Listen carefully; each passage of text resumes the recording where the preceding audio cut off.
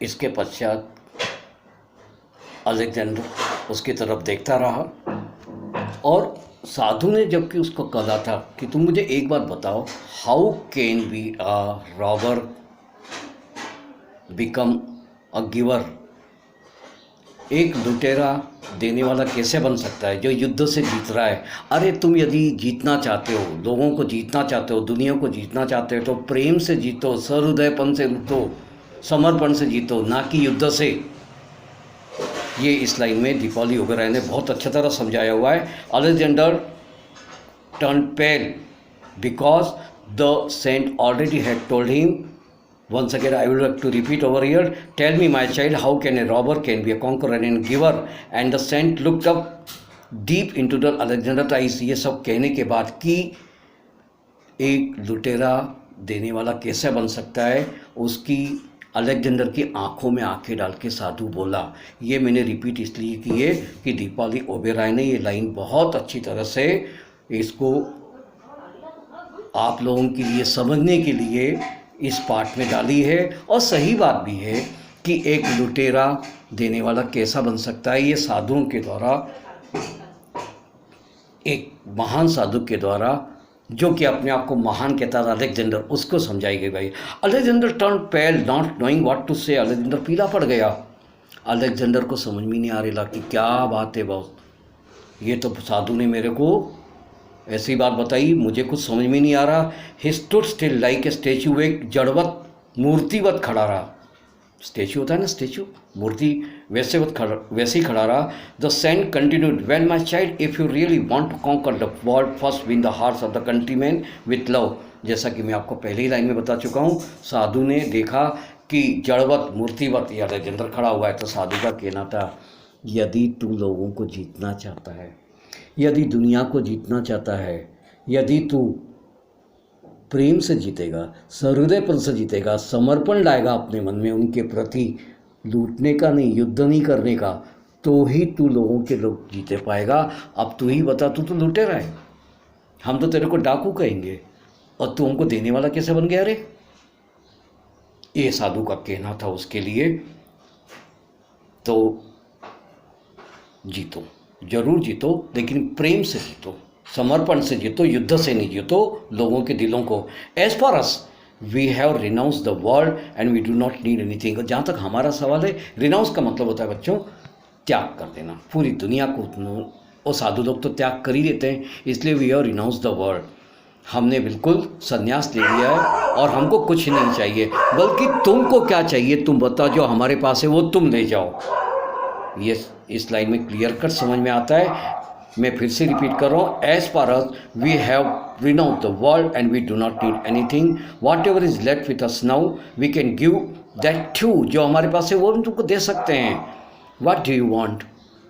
तेरे को क्या वास्ता, तेरे को क्या मांगता है, तू ले जा हमसे। अरे हम तुमको देंगे, तू हमको क्या देगा?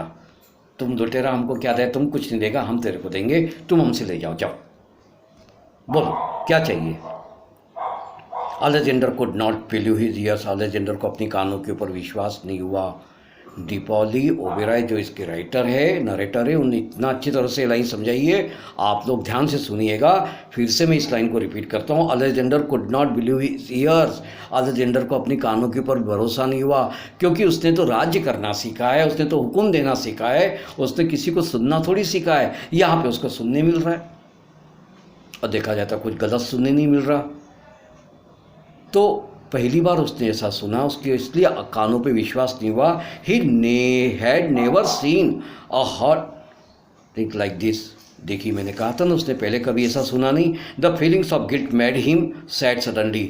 अपराध भाव उसके मन में आया और एकदम से वो आकर्षित हो गया साधु की बातों की तरफ। ही सैल्यूटेड द सेंट। उसने साधु को सलाम किया विदाउट सेइंग ए वर्ड, एक भी शब्द बिना कहते हुए। He mounted the horse and went back to the camp. वो फिर से घोड़े के ऊपर चढ़ गया और वापस कैंप की तरफ चला गया। इसमें देखो माउंटेड डिसमाउंटेड शब्द का उपयोग हुआ है। माउंटेड का मतलब घोड़े के ऊपर सवारी करके चले जाना, मतलब चढ़ना किसी के ऊपर। डिसमाउंटेड मतलब उतर जाना।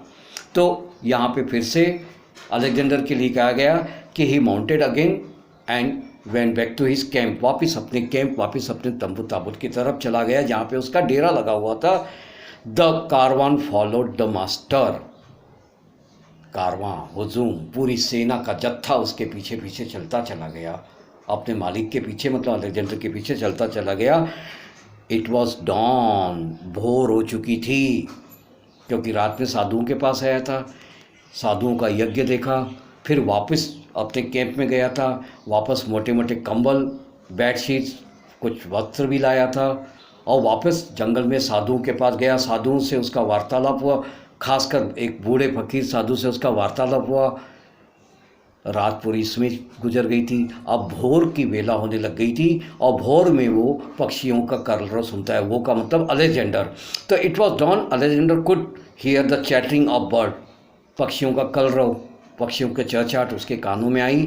ही हैड कम टू डिसीजन, वो अपने डिसीजन की तरफ आ गया, उसने अपना निर्णय ले लिया।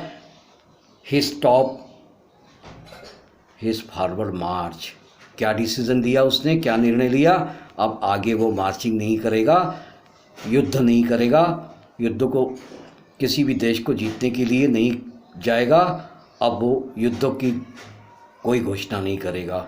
उसके ऊपर साधु की वाणी का, साधु की बोली का बहुत गहरा प्रभाव पड़ चुका था, और दुखी मन से उसने वो जगह छोड़ दी। ही रिलीज किंग पुरु, उसने राजा पुरु को छोड़ दिया था, and put off his future plans to conquer the parts of India, other parts of India, दूसरे हिंदुस्तान के दूसरे हिस्सों को जीतने का उसने ख्वाब छोड़ दिया। उसने यही अपनी इच्छा का दमन कर दिया और वापस अपने देश चला गया। यहाँ पे आके ये पाठ समाप्त होता है। ये पाठ आपको कैसा लगा कमेंट में लिखना न भूलिए, और कोई दिक्कत हो, कोई समस्या हो तो मुझसे ज़रूर कमेंट कीजिए, मुझसे पूछिएगा। और यहीं पे ये पाठ समाप्त होता है, अगला पाठ चालू होगा। We will start next lesson after 2 days. Till then, stay safe, stay at your home, be happy, become happy, stay healthy and wealthy. Goodbye, good night.